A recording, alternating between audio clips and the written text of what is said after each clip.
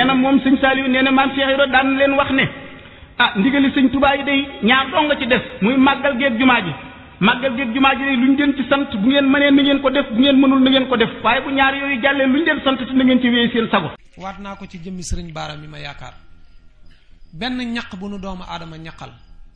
ëllëg yomal xiyaam dina taxaw représenté ko digganteem ak sunu borom man Sidi Mbacke maa leen ko wax.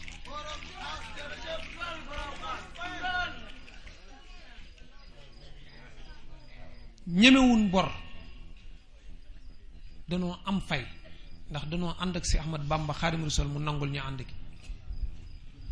ñuy liggéeyal sunu borom mu nangul ñu liggéey bi. ma leen a wax ne mbooloo mi nu yaakaar wala ñuy soppe doxale ñu seen diggante ak Serigne Touba dama leen a wax ne ku ci bëgg a xam kan mooy Sidi Mbacke gëm ko tamit dëgg ci sa xol te bañ koo yemaleeg dara waaye lu sas diis a diis teg ma ko nga xippi sa bët seetaan la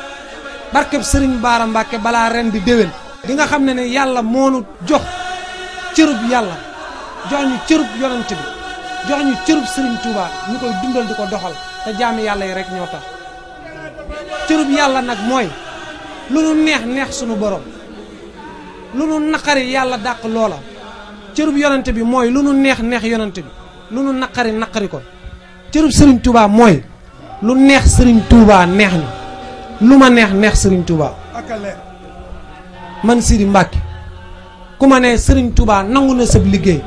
barkeb Serigne